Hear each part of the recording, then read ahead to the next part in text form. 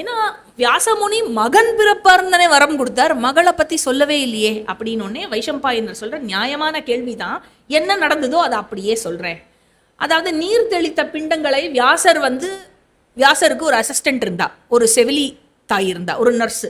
அவ சேர்ந்து அந்த குடத்தில் இட்டு கொண்டே வந்து கொண்டிருந்த போது அப்போ என்ன ஆச்சு, இதை பார்த்துட்டு இருந்த ஓரமா உட்காந்து பார்த்துட்டு இருந்தா இல்லையா காந்தாரி பார்க்கும்போது மனசுல என்ன நினைச்சாருன்னா, முனிவருடைய வரத்தை போலவே 100 குழந்தைகள் பிறந்துரும், அவர் வார்த்தை பொய்க்காதுன்னா அது பொய்க்காதுதான், 100 குழந்தைகள் பிறந்துருவா. என்ன 100 மகன்களை பெற்றாலும் ஒரு பெண் குழந்தை பிறப்பது போல, ஒரு மகள் இருப்பதை போல ஒரு சந்தோஷம் ஏற்படாதே. அதனால ஒரு மகள் இருந்தால் நன்னா இருக்குமோ அப்படின்னு மனசுல அவளுக்கு ஒரு ஆசை வந்தது. உடனே மனசுல அவ என்ன நினைச்சா, நான் கடும் விரதங்கள் கடைப்பிடிப்பது உண்மையாக இருந்தால், என்னிடம் இறந்தோருக்கு நான் இட்டது ஈகை கொடுத்தது உண்மையாக இருந்தால், நான் வேள்விகள் செய்வது உண்மையாக இருந்தால், நான் பெரியோர்களை மரியாதையினுடன் கவனித்து வணங்கி வருவது உண்மையாக இருந்தால், இந்த எல்லா புண்ணிய காரியங்களினுடைய பலனாக எனக்கு ஒரு மகள் பிறக்கட்டும் அப்படின்னா. என்ன புரிஞ்சுக்கோங்கோ, இந்த சாஸ்திரத்துல எங்க எடுத்தாலும் கேர்ள்ஸை, லேடிஸை, விமனை எப்படி தூக்கி எவ்வளோ புண்ணியத்தினுடைய பலனாக மகள் பிறக்கிறாள் அப்படின்னு சொல்லப்படுறது. சரியா? அதனால உடனே என்ன எடுத்து இந்த சதை பிண்டங்களை பிரிச்சு 100 குடத்துல இட்டுக்கொண்டே வரும் பொழுது வியாசர் 100 குடத்துல ரொப்பினதுக்கு அப்புறம் வியாசர் சொன்னாராம், ஏ காந்தாரி, இதோ உன்னுடைய 100 மகன்கள் வளர்ந்துட்டு இருக்கா. அதனால நான் உனக்கு போய் சொல்லல, உனக்கு 100 மகன்கள் பிறப்பார்கள். இருந்தாலும் 100க்கும் மேல் இங்கே ஒரு பாகம் எஞ்சி இருக்கிறது. அதனால இது உனக்கு மகளின் மூலம் நீ பெரும் ஆனந்தத்தை இந்த குழந்தை கொடுக்கும், மகளாக உனக்கு பிறந்து ஆனந்தத்தை கொடுக்கும்.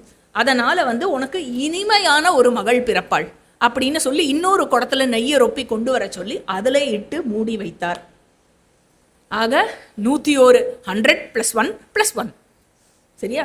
ஸோ 100 சன்ஸ் யாரு? காந்தாரி மூலமா திருத்தராஷ்டிரனுக்கு, வைஷ்ய பணி பெண் மூலமாக ஒரு மகன் யுயுத்சு, அதுக்கப்புறம் காந்தாரிக்கு பிறந்த ஒரு மகள் துஷலா. உடனே வைஷம்பாயனர் சொல்றார் ஜனமேஜயனை பார்த்து, ஹே பாரத, இன்னும் நான் உனக்கு என்ன சொல்ல வேண்டும்? நீ கேட்டதெல்லாம் சொல்லிட்டேனா?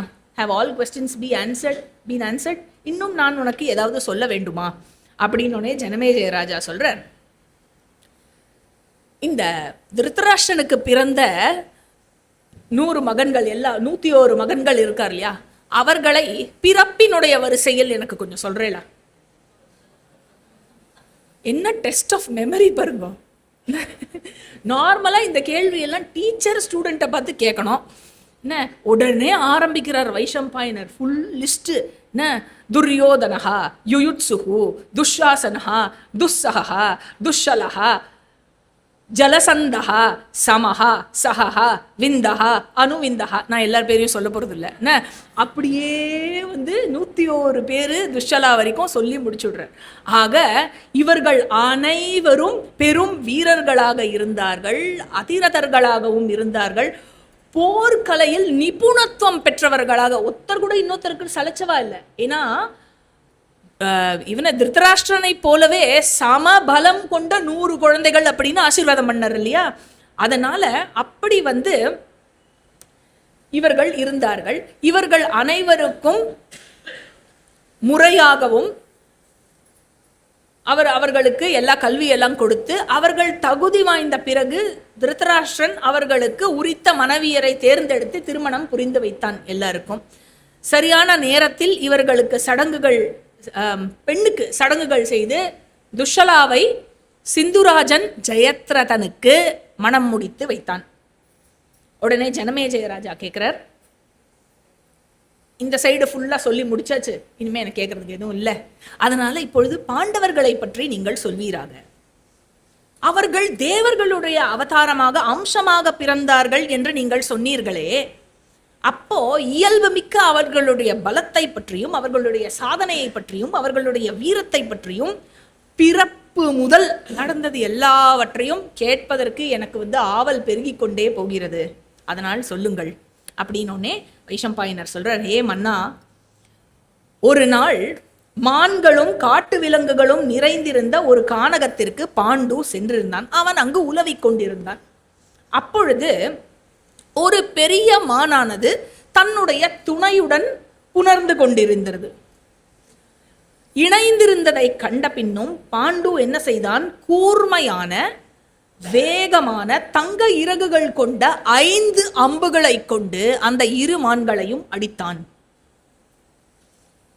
அப்போ என்னாச்சு? வைஷம்பாயனர் சொல்றார், ஏகாதிபதி ஜனமேஜயா, பாண்டு அடித்தது ஆக்சுவலி மான் அல்ல, ஒரு முனிவரின் மகன். அவன் மான் வேடம் தரித்து கொண்டு தன்னுடைய துணையுடன் இணைந்திருக்கும் பொழுது அப்படிப்பட்ட ஒரு பிராமணனை பாண்டு அடித்து விட்டான். அவன் என்னாச்சு? அடித்தவுடன் அந்த மான் தரையில் விழுந்து மனித குரலில் கதறியது. உடனே பாண்டு அங்க போன உடனே அந்த மான் பாண்டுவிடம் சொல்றது, பாண்டுக்கு இன்னும் தெரியாது அது முனிவரோட பையன் இல்லையா. மான் சொல்றது பாண்டு கிட்ட, ஏ மன்னா, காமத்திற்கும் கோபத்திற்கும் அடிமையாகி காரணங்களே இல்லாமல் அதை அறியாமல் எப்பொழுதும் பாவமே செய்யும் மனிதர்கள் கூட இப்படி ஒரு காரியத்தை செய்ய மாட்டார்களே, இவ்வளவு கொடிய காரியத்தை செய்ய மாட்டார்களே. ஒன்று ஞாபகம் வச்சுக்கோங்கோ, உங்களுடைய பிரஜையானது விதியை விஞ்ச முடியாது. விதியே உன்னுடைய பிரஜையை தன்னுடைய வசப்படுத்தி கொள்ளும், தன்னுடைய பக்கம் இழுத்து கொண்டு செல்லும் அப்படிங்கிற. விநாசகாலே விபரீத புத்தின்னு சொல்லுவா இல்லையா. விதி வந்துடுத்து அப்படின்னாக்க உங்களுடைய பிரஜை, உங்களுடைய புத்தியும் அந்த விதிக்கு வசமாகவே செயல்படும். அதனால அறம் சார்ந்த குலத்தில் பிறந்த நீங்கள் அவ்வாறு இருப்பினும் உங்கள் மதியை எப்படி இழந்து போனீர்கள் இந்த விஷயத்துல அப்படின்னு அந்த மான் கேட்கறது. உடனே பாண்டு என்ன பதில் சொல்றார்? மன்னர்களால், என் போன்ற மன்னர்களால் உன் போன்ற விலங்குகள் எதிரிகளை போல் கருதப்படுவார்கள். அதனால் உங்களை நாங்கள் நேரடியாகவும் அடிப்பதும் மறைமுகமாகவும் அடிப்பதும் கொல்லப்பட்டு அந்த வழக்கு இருந்து கொண்டேதானே வருகிறது. அப்படி அது வழக்கில் இருக்கும் பொழுது நீ எதற்காக என்னை இத்தனை வசைப்பாடுகிறாய் அப்படின்னு பாண்டு கேட்ட உடனே அந்த மான் சொல்றது, மனிதர்கள் எதிரிகள் ஆயத்தமாக இல்லாத பொழுது அவர் கணைகளை ஏவ மாட்டார்களே. ஒரு போர் அப்படின்னா எதிரியும் ரெடியா இருக்கணும்ல. எதிரி ரெடியா இல்லாத போது நீங்க மட்டும் அடிப்பேளா? அடிக்க மாட்டேன்னு. ஆக எந்த மாதிரி நேரத்தில் எதிரியாகவே இருந்தாலும் எந்த மாதிரி நேரத்தில் கொல்லலாம், எப்பொழுது கொல்லக்கூடாது அப்படிங்கிற முறை உள்ளதே மன்னா அப்படின்னு அந்த மான் கேட்கறது. உடனே அதுக்கு பாண்டு சொல்றார், ஓ அப்பொழுது நீ என்ன சொல்கிறாய்? மானை கொல்வதற்கு முன் அது அறிந்திருக்கிறதா அறியாமல் இருக்கிறதா, என்ன செய்து கொண்டிருக்கிறது என்று கருத்தில் கொண்டுதான் கொள்ள வேண்டுமா என்ன? அப்படி எந்த வழக்குமே இல்லையே. அப்படின்னு நீ எதற்காக என்னை போட்டு இந்த திட்டுகிறாய் அப்படின்னு கேட்கிறார் பாண்டு. உடனே அந்த மான் சொல்றது, என்னை நீங்கள் அடித்து விட்டீர்கள், அதுக்காக நான் இதை சொல்லலை. எனக்கு நிறைய வலி இருக்கு, நான் சாக போறேன், அதுக்காக நான் இதை சொல்லலை. ஆனால் என்னுடைய இணக்கம், என் துணையுடன் நான் புரிந்து கொண்டிருந்த இணக்கம், அந்த தாம்பத்தியம் முடியும் வரையிலான நீங்கள் காத்திருந்திருக்கலாமே. ஆனால் என்ன ஆயிடுத்து? எல்லா உயிரினங்களுக்கும் வம்சவிருத்தி என்பது ஒரு இயல்பான ஒரு விஷயம். அது மட்டும் இல்ல, அவர்களுக்கு நன்மை தர விஷயம் தானே. அப்படி நன்மை பயக்கும் ஒரு விஷயத்தில் ஈடுபட்டு கொண்டிருக்கும் பொழுது அந்த சமயத்தில் எந்த அறம் சார்ந்த மன்னன் தான் அந்த உயிரை கொல்வான்? நீங்கள் பண்ணிருக்கீங்களே இப்படி. அதனால இது பெரும் பாவகரமான செயல், ரொம்ப ரொம்ப கொடூரமான செயல், நிச்சயமாக நரகத்துக்கு இட்டு செல்லும் தன்மை கொண்ட செயலாகும் இது அப்படிங்கிறது அந்த மான். பாபம் செய்பவர்களை மன்னா தண்டிப்பவன் நீ, ஆனால் ஒரு பாபமும் அறியாத எங்கள் இருவரையும் இப்படி கொன்று விட்டாயே, இதுல என்ன நியாயம் இருக்கு? நான் பழங்களையும் கிழங்குகளையும் உண்டு வாழ்ந்து வரும் முனிவன். என் பேர் கிந்தமகான்னு பேரு. கிந்தம முனிவன். இங்கு எல்லோருடனும் சமாதானமாகவும் அமைதியாகவும் இந்த கானகத்தில் வாழ்ந்து கொண்டு வருகிறேன் என் மனைவியுடன். அப்படி இருக்கும் பொழுது ஒரு லஜ்ஜையின் காரணத்தினால இந்த வேடம் தரித்து என் மனைவியுடன் புணரும் பொழுது நீ என்னை அந்த இணக்கத்து முடியறதுக்கு முன்னாடியே நீ எங்களை அடிச்சுட்ட. அதனால நீ என்னுடைய சாபத்துக்கு உட்பட்டவன், நிச்சயமாக உன்னை நான் சபிப்பேன் அப்படிங்கிறார் அவர். ஆக ஜோடிகளாகிய எங்களிடம் நீ கொடுமையாக நடந்து கொண்டாய். அதனால நான் பிராமணன் என்பதனால, அது நான் பிராமணன் என்பதை தெரியாமல் தான் நீ அடித்தாய். அதனால பிரம்மஹத்யா பாபம் உனக்கு வராது. இருந்தாலும் இப்படிப்பட்ட நேரத்தில் என்னை கொன்றதனால் உன்னுடைய விதியும் என்னை போலவேதான் அமையும்.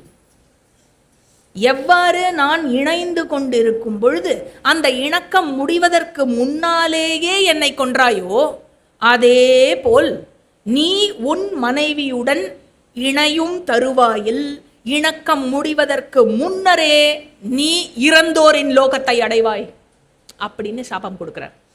அதுக்கப்புறம் எப்படி என்னுடைய துணைவியானவள் என்னுடனே இப்போ யமலோகத்துக்கு வருகிறாளோ, அதே போல் நீ யாருடன் இணைந்தாயோ அவளும் உன்னுடன் யமலோகத்துக்கு வருவாள். அதனால நான் இன்புற்று இருக்கும் பொழுது நீ எனக்கு துயரை கொண்டு வந்தாய் அல்லவா, அதே போல நீ மகிழ்ந்திருக்கும் வேளையில் துயர் வந்து உன்னை அடையும் அப்படின்னு சொல்லிட்டு மான் உருவத்தில் இருந்த அந்த ரிஷி இறந்து போனார் இந்த சாபத்தை கொடுத்துட்டு. பாண்டு அதை கேட்டவுடன் பெரும் சோகத்தில் மூழ்கி போனான். அதுக்கப்புறம் தன் மனைவியர்களிடம் வந்து பாண்டு துயரப்பட்டு கொண்டே அழுது கொண்டே நடந்த கதையை சொல்லி, என்னுடைய தந்தை விசித்திர வீரியன் அவர் வந்து சிறு வயதில் ஆனாலும் அவருக்கு மரணம் ஏற்பட்டது. எதனால் மரணம் ஏற்பட்டதுன்னு நான் கேள்விப்பட்டிருக்கேன்னா, அவர் காம வயத்தில் அதிகமாக ஈடுபட்டதால் அவருக்கு மரணம் ஏற்பட்டது. அவருடைய மனைவியர்களிடம் அதுக்கப்புறம் வியாச மகரிஷி மூலமாகத்தான் நானும் அண்ணாவும் விதுரரும் பிறந்தோம். ஆக அப்படிப்பட்டவர்களுக்கு நான் வந்து பெரிய குடும்பத்தில் பிறந்திருக்கேன். என்னுடைய மூதாதையர்களும் ரொம்ப ரொம்ப தர்மவான்கள். அப்புறம் என்னுடைய பிறப்பு யாருடைய பிரசாதமாக அமைந்தது? பகவான் வேதவியாசருடைய பிரசாதமாக.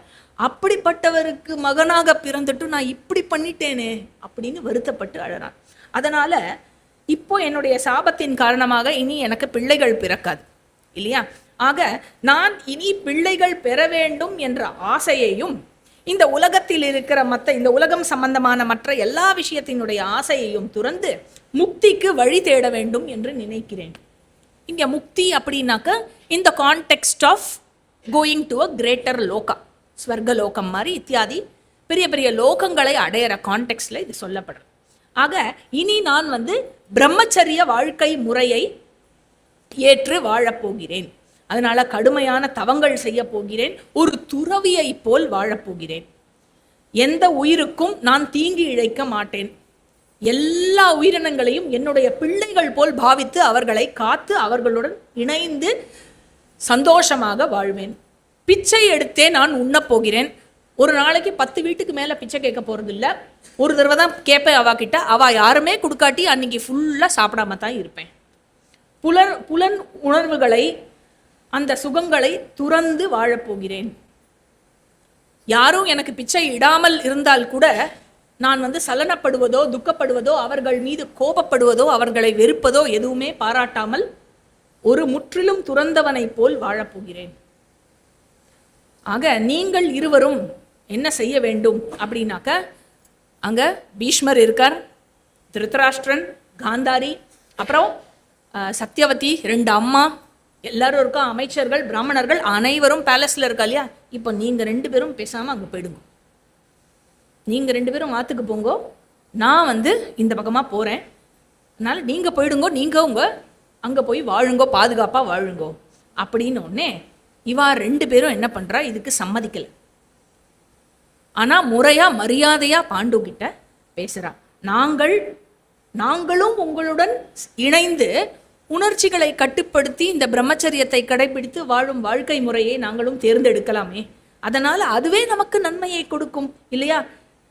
நீங்கள் வந்து எங்களை கைவிட்டு விட்டீர்கள் இப்படி அப்படின்னு சொன்னாக்க நாங்கள் இருவரும் உயிருடன் இருக்க மாட்டோம். உடனேயே நாங்கள் வந்து உயிரை விட்டு விடுவோம்.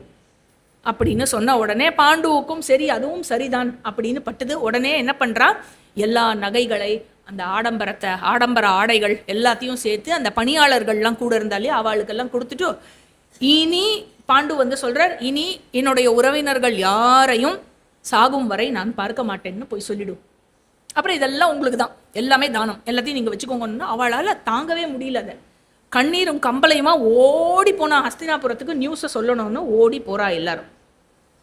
உடனே இவா 3 பேர் என்ன பண்றா, அப்படியே வந்து சந்நியாச கோலம் தெரித்து இவா 3 பேரும் நாகசதம் அப்படிங்கிற ஒரு மலைக்கு போறா. அப்புறம் அங்க வந்து என்ன பண்றா, இவர்கள் தீவிர தவங்களை ஏற்று கொஞ்சமா சாப்பிட்டு அதுக்கப்புறம் பல வேள்விகள் செய்து தியானத்திற்கே வாழ்க்கையை அர்ப்பணித்து ஒரு வானப்பிரஸ்த வாழ்க்கையாக வாழ்ந்து வருகிறார்கள். அப்புறம் அங்கேருந்து சைத்திர ரதம் அப்படிங்கிற ஒரு இடத்துக்கு போறா. அங்கிருந்து காலக்கூட்டம் அப்படிங்கிற ஒரு இடத்துக்கு போறா. அப்படியே நேரம் அங்கிருந்து ஹிமாலயத்துல கந்தமாதனம் அப்படிங்கிற மலையை சென்று அடைகிறார்கள். அங்க வந்து மகாபூதங்களாலும் சித்தர்களாலும் பெரிய முனிவர்களாலும் அவர்கள் காக்கப்பட்டு வந்தார்கள். அந்த இடத்துல அவள் தான் இருப்பா. அவளுடைய ரட்சணையில இவர்கள் தவம் செய்து வந்தார்கள். அப்புறம் கந்தமாதன மலையிலிருந்து இந்திரத்யும்ன சரோவரம் அப்படிங்கிற இடத்துக்கு போறா. அந்த சரோவர் கிட்ட போறா. அங்கிருந்து ஹம்சகூட்டம் அப்படிங்கிற மலையை கடந்து 100 பருவங்கள் கொண்ட ஒரு ரேஞ்ச், ஒரு மவுண்டன் ரேஞ்ச், சதஸ்ருங்க பர்வதம் அப்படிங்கிற அந்த இடத்திற்கு, அந்த மலைகளுக்கு இடையே சென்று தவம் புரிந்து வாழ்ந்து கொண்டு வருகிறார்கள். துறவுக்காகவே தன்னை அர்ப்பணித்த பாண்டு குறைந்த காலத்திலேயே முனிவர்கள் சித்தர்கள் அவர்களுக்கு ரொம்ப பிரியமானவனாக பிடித்தவனாக ஆகிவிட்டான். அவனுடைய ஆசைகளை எல்லாம் அடக்கி அவன் தவம் புரிந்து கொண்டு அவன் வந்து ஸ்வர்க்கத்தை அடைவதற்கான எல்லா தகுதிகளையும் பெற்றிருந்தான். அனைத்து முனிவர்களும் அவனை சகோதரா அப்படின்னு கூப்பிடுவா. தன்னுடைய குடும்பத்தில் ஒருவனாகவே அவனை கருதி வந்தார்கள். அவன் குறுகிய காலத்திலேயே இவ்வளவு தவங்கள் புரிந்து ஒரு பிரம்ம முனியை போல் அவன் வாழ்ந்து வந்தான். அப்புறம் என்ன எடுத்து அங்க இருக்கிற முனிவர்கள் எல்லாம் நாங்க வந்து அப்படியே நடந்து போய் நாங்க பிரம்மதேவனை, எல்லோரும் சித்தர்கள் சரியா, பெரிய பெரிய தபஸ்விகள் எல்லோரும், அவள் என்ன சொன்னா, நாங்க எல்லோரும் போய் பிரம்மதேவனை காண்பதற்காக நாங்கள் எல்லோரும் செல்கிறோம் அப்படின்னு. உடனே பாண்டு வந்து இனிமே எனக்கும் வாழ்க்கையில என்னதான் இருக்கு, நான் மட்டும் இங்க இருந்து என்ன பண்ண போறேன், நானும் வரேன் உங்களோட வந்து, நானும் பிரம்மதேவனை காண்பதற்காக வருகிறேன். உடனே அவ என்ன சொல்றா, பாண்டு நாங்க போற இடம், அந்த இடத்தெல்லாம் டிஸ்கிரைப் பண்ணி சொல்றா. இந்த இடத்துல இப்படி இருக்கும் அப்படி இருக்கும், அந்த இடத்துலலாம் நீ பண்ணின தவத்தினால மேபி உனக்கு கூட ஸ்ட்ரென்த் இருக்கலாம் எங்களோட வரத்துக்கு, ஆனா உன்னுடைய மனைவியர் 2 பேர் இருக்கா இல்லையா, அவளுக்கு வந்து தாங்க முடியாது அந்த கடுமையான அந்த டெம்பரேச்சரும் அந்த பாதையையும் அவர்களால் தாக்கு பிடித்து அவ்வளவு தூரம் பயணிக்க முடியாது. அதனால அவர்கள் இருவரின் பொருட்டு நீ வராத, நீ இங்கேயே இரு அப்படின்னு சொன்னோடனே பாண்டுக்கு இதுதான் அப்ப இருக்கு எனக்கு லைஃப்ல அப்படின்னு வந்து மனசு ரொம்ப வேதனைப்பட்டு அந்த துயர் கொண்டு அந்த முனிவர்கள் கிட்ட ஒரு ரொம்ப சோகத்துல பேசுறான். என்ன சொல்றான், மகன் இல்லாதவனுக்கு ஸ்வர்க்கத்துல இடம் இல்லை அப்படின்னு சொல்லுவா. நான் வந்து இந்த 4 ரிணங்கள் இருக்கு அப்படின்னு சொல்லுவா. அதாவது தேவர்களுக்கான ரிணம், பித்ருக்களுக்கான ரிணம், ரிஷிகளுக்கான ரிணம், மனுஷனுக்கான ரிணம்.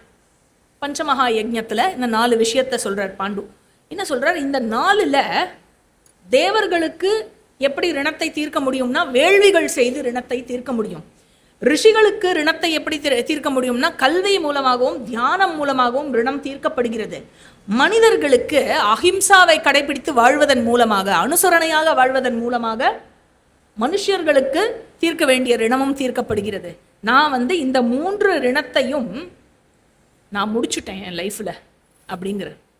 நான் வந்து இந்த 3லிருந்தும் நான் விடுபட்டு விட்டேன். ஆனா அந்த பித்ரு ரிணம் இருக்குல்ல, அது எப்படி தீரப்படும்னா எனக்கு ஒரு மகன் பிறந்தால்தான் தீரும். அது மட்டும் எனக்கு தீராம இருக்கே, நான் என்ன பண்றது? அதனால நான் வந்து எப்படி பிறந்தேன் அப்படின்னா, எங்க அப்பா அகால மரணம் அடைந்ததனால எங்க அம்மாவுக்கு பகவான் வேதவியாசர் மூலமாக நான் அண்ணா தம்பி எல்லாரும் பிறந்தோம்.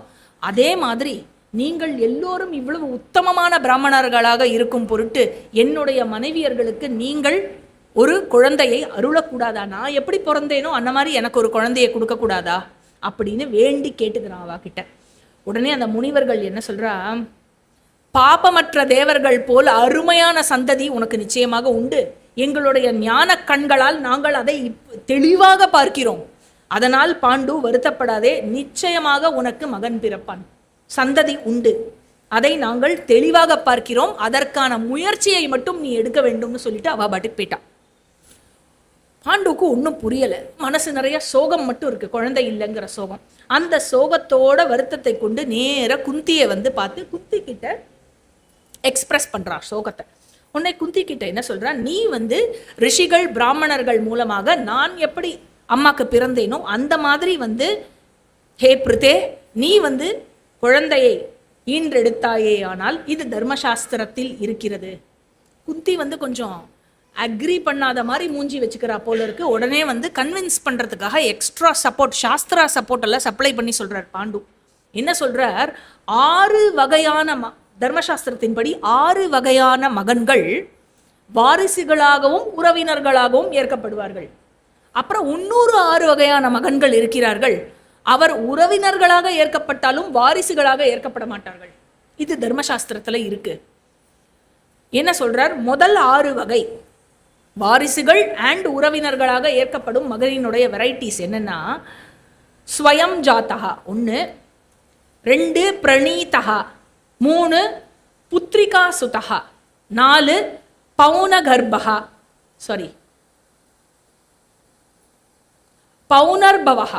பௌனர்பவஹா, 5 கானினஹா, 6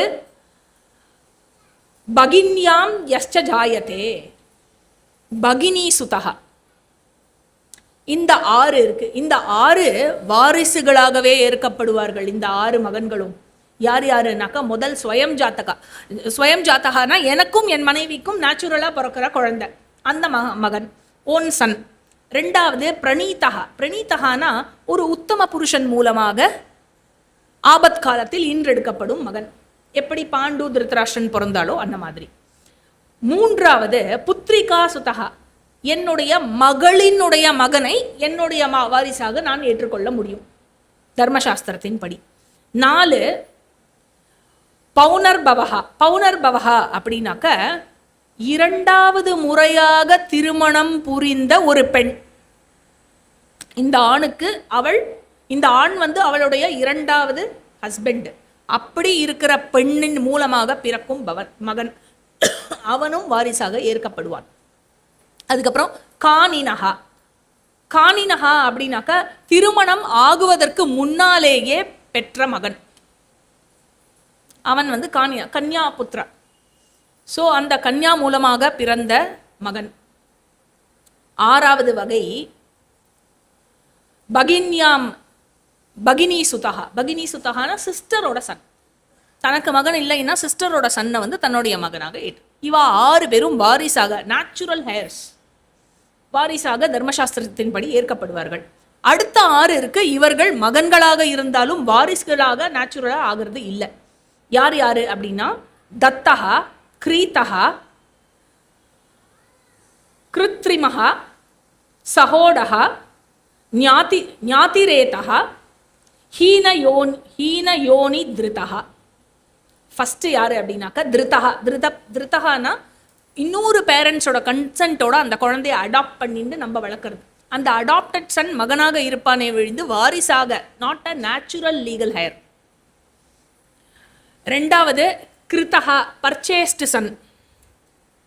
3வது கிருத்ரிமஹா அப்படின்னாக்க ஒரு வளர்ந்த பையன் உங்களை அப்ரோச் பண்ணி நான் உங்க மகனா இருக்கேன், உங்களை நான் அப்பாவா ஏத்துக்கிறேன் அப்படின்னு சொன்னா அப்படின்னாக்க அவன் இன்னும் அவனுடைய அப்பா அம்மாவை துறக்கவில்லை, துறக்காமல் உங்களை அப்பா அம்மாவாக ஏத்துண்டானா கூட அவனை உறவினராக கருதலாமே விழுந்து வாரிசாக கருத முடியாது. அப்புறம் சகோடகா. சகோடகா அப்படின்னாக்க பிரெக்னண்டான பொண்ணை, ஏற்கனவே பிரெக்னண்டான பொண்ணை கல்யாணம் பண்ணிட்டு கல்யாணத்துக்கு அப்புறம் அந்த குழந்தை பிறந்தா அப்படின்னாக்க அப்போ அந்த identity of the child is always questioned இல்லையா. அதனால அவன் வாரிசாக கருதப்பட முடியாது.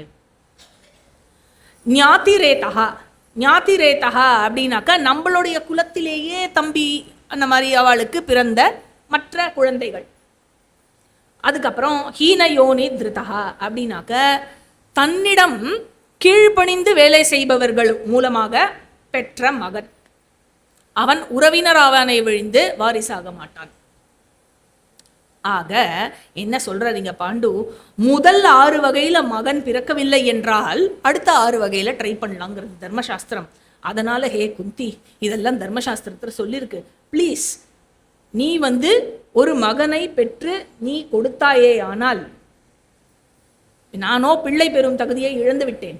ஒரு மகனை நீ ஒரு முனிவர், ஒரு சிரேஷ்டமான ஒரு பிராமணன் மூலமாக நீ குழந்தைகள் பேரு பெற்று கொடுத்தாயே, ஆனால் நம்மளுடைய சந்ததி வளர்வதோடு எனக்கும் எந்த லோகம் நல்ல லோகமா கிடைக்கும் அப்படின்னு பெற்று தருவாயாக அப்படின்னு கேட்கிறார். உடனே குந்தி ரொம்ப வருத்தத்தோட, நீங்க இப்படியெல்லாம் பேசவே கூடாது, நான் என்ன சொல்றேன், உங்க மூலமாவே நான் குழந்தை பெத்துக்கிறேன், உங்க மூலமாவே குழந்தை பெத்துக்கிறேன், குழந்தை பிறக்கட்டும், குழந்தைய வளர்த்துட்டு குழந்தை பிறந்ததுக்கு அப்புறம் நானும் உங்களோட இடத்துக்கு வந்துடுறேன். அதனால நான் ஏன் இதை சொல்றேன் அப்படின்னாக்கா, இல்லாட்டா நான் இன்னொரு ஸ்டோரி ஒன்று, இதே பூர்வ வம்சத்தில் நடந்த இன்னொரு ஸ்டோரியை சொல்றேன் அப்படிங்கிறார். ஒன்றும் டிஃப்ரெண்ட்டாக இருக்கும். ஆனால் ஒன்று புரிஞ்சுக்கோங்க, இதெல்லாம் அந்த காலத்தில் தர்மத்தை கடைப்பிடிப்பதற்காக நடந்த ஒரு கதையாக ரிஷிகளால் சொல்லப்படுகிறது. அதனால இதில் ரொம்ப நம்ம இதனுடைய அக்யூரசி எல்லாம் நம்ம கொஸ்டின் பண்ண முடியாது. சரியா? ஸோ பழங்காலத்தில் இந்த பூர்வ வம்சத்திலேயே வியுஷிதாஷ்சஹா அப்படின்னு ஒரு மன்னன் இருந்தான். அந்த மன்னன் அறத்திற்காக தன்னை அர்ப்பணித்து வாழ்ந்து வந்தவன். வேள்விகள் செய்து அனைவரையும் பிரசன்னப்படுத்தி வந்த மன்னன். அவனுடைய தேஜஸ் அதனால 2 மடங்கு அவன் தேஜஸுடன் பிரகாசித்தான். செஞ்ச வேள்வியாலையும் தர்ம காரியத்தினாலையும். அஸ்வமேத யாகம் செய்து அனைவரையும், எல்லா நாட்டவரையும் அவனுக்கு கப்பம் கட்ட செய்தான். எல்லா பக்கமும் கடற்கரை வரை, கடலை எட்டும் வரை எல்லாமே அவனுடைய இடமாக இருந்தது. மொத்த பூமியும் வென்றான் அவன். பூலோகத்தை மொத்தமாக ஆண்டான். ஆண்ட அத்தனை ஜீவராசிகளையும் தகப்பன் போல் இருந்து அனைவரையும் காத்தான், பாதுகாத்தான். வேள்விகள் செய்யும் பொழுது பிராமணர்களுக்கு தங்கமும் விலை மதிப்பு இல்லாத கற்களையும் தானம் கொடுத்தான். அத்தனை தானம் பண்ணியிருக்கான். அவனுக்கு ரொம்ப அழகான ஒரு மனைவி இருந்தாள். கக்ஷிவான் அப்படிங்கிற ராஜாவினுடைய மகள் பத்ரா அப்படின்னு பேரு. அதனால அவளுக்கு காக்ஷிவதிங்கிற இன்னொரு பேரும் இருந்தது. அவள் அவளும் அவனும் யாரு, இந்த வியுஷிதாஷ்சனும் பத்ராவும் ரொம்ப ஆழமான காதல் கொண்டவர்களாக இருந்தார்கள். அந்த காதலினால் என்னாச்சு அப்படின்னாக்க, காமத்தின் மிகையால் அவன் மூச்சு சம்பந்தமான நோய் அகாலமாக மரணத்தை எட்டினான். இது நீங்க பார்த்தீங்கன்னா ஏற்கனவே இந்த இவனும் சத்யவதியினுடைய மகன் விசித்திர வீரியனும் இதே மாதிரி கல்யாணத்துக்கு அப்புறம் காமாத்மாவாக மாறி அவன் இதே மாதிரி காச நோய் அவனும் இறந்து போனான். ஆக அதாவது இன்டிசிப்ளின் இன் லைஃப் இருக்கு இல்லையா. Please don't try to validate this with science. இந்த மாதிரியான ஒரு லைஃப் ஸ்டைல் எப்படி லங்ஸ் அஃபெக்ட் பண்ணும், ஹார்ட் அஃபெக்ட் பண்ணும், அப்படி நீங்கள் சயின்ஸ் மூலமாக வேலிடேட் பண்ண வேண்டாம். என்ன சொல்கிறேன் அப்படின்னாக்கா, any indiscipline in life is not good. அந்த விஷயத்தை திரும்ப திரும்ப திரும்ப திரும்ப, அதாவது சென்சுவல் பிளஷர்ஸுக்கு அடிமையாகிற அந்த விஷயம் உன்னுடைய மனைவியாகவே, உன்னுடைய ஸ்பௌஸாகவே இருந்தாலும் அது நன்மை இல்லை அப்படின்னு சொல்லும்போது, where is the question of talking about people who lead licentious life இல்லையா? அதனால அதை பற்றின பேச்சே இல்லை. ஆகவே என்ன எடுத்து இந்த வியுஷிதாஷ்சன்ற மன்னன் மறையும் கதிரவனை போல் அவன் மாண்டே போனான். அவன் இறந்து போன உடனே அந்த இறந்து போன சடலத்தை பார்த்து இந்த பத்ரா அழு அழு அழு அழு அழு அழுன்னு அழுதான். அழுது என்ன சொல்றா, கணவனே இல்லாத பெண்ணுக்கு எப்படி இந்த பூலோகத்துல வாழ முடியும், மரணம் தான் வரம், அதனால் நானும் உங்களோட வந்துடுறேன் அப்படின்னு அழறா. அந்த டைலாகே பெரிய டைலாகுன்னு, அவ அலற டைலாகே. அப்ப அத்தனை நேரம் அந்த என்ன பண்றா, அந்த சடலத்தை இறுக்கி கட்டி பிடிச்சிட்டு அழறா. அப்ப எங்கேந்தோ ஒரு சத்தம் கேட்கறது, ஏ பத்ரே, உனக்கு நான் ஒரு வரம் தருகிறேன். என்ன அப்படின்னாக்கா, உனக்கு நான் பிள்ளையை கொடுப்பேன். நீ என்ன பண்ணும், உன்னுடைய ரித்துஸ்நானம் முடித்து என்னுடைய இந்த சடலத்துடன் உன்னுடைய படுக்கையில் நீ உறங்க வேண்டும். அப்படி உறங்கினாயே ஆனால் உனக்கு மகன்கள் பிறப்பான் அப்படின்னு சொன்னோடனே அவளும் அதை அப்படியே சின்சியரா ஃபாலோ பண்றா. ஃபாலோ பண்றது மூலமாக 7 மகன்கள் பெற்றாள் அவள் அப்படின்னு குந்தி இந்த கதையை பாண்டுக்கு சொல்றா. அதுல 3 பேர் ஷால்வ தேசத்தை ஆண்ட மன்னர்களானார்கள். 4 பேர் மதுர தேசத்தை ஆண்ட மன்னர்களானார்கள். 7 பேர் பிறந்தா. அதே போல நான் என்ன சொல்றேன், விஷுதாசனை போல நீங்கள் என்னிடம் அப்படி கூட ஒரு ஆப்ஷன் இருக்கே, ஏற்கனவே இந்த பூர்வ வம்சத்தில் நடந்திருக்கே, நீங்க எதுக்கு என்ன இன்னொரு பிராமணன் கிட்ட போ சொல்றேன் அப்படின்னு கேட்கிறா.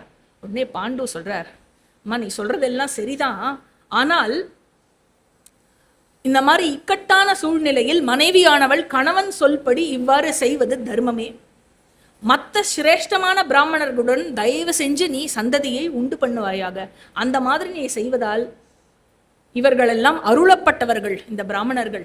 அது மூலமாக நமக்கு கிடைக்கும் மகனால் நான் ஸ்வர்க்கம் போக முடியும். அதனால தயவு பண்ணி நீ எனக்காக இதை செய்யணும் அப்படின்னு கேட்ட உடனே குந்திக்கு ஞாபகம் வருது. குந்தி என்ன சொல்றா, துர்வாசர் முன்னாடி கல்யாணத்துக்கு முன்னாடி குந்தி போஜனுடைய மகளாக அவள் இருந்தபோது அந்த அரண்மனைக்கு துர்வாசர் வந்த கதையும் அவர் அவளுக்கு வரமாக கொடுத்த மந்திரத்தையும் பத்தி சொல்றா. அதனால் என்னால எந்த தேவரை வேண்டுமானாலும் அழைக்க முடியும். இப்ப சொல்லுங்க நான் யாரை அழைக்கட்டும் அப்படிங்கிற. உடனே பாண்டுக்கு ரொம்ப சந்தோஷமாயிடுது. பாண்டு சொல்றார், தர்மதேவனை நீ அழைப்பாயாக. ஏன்னா நமக்கு பிறக்கும் மகன் அவன்தான் அரியணை ஏற போவன் இல்லையா,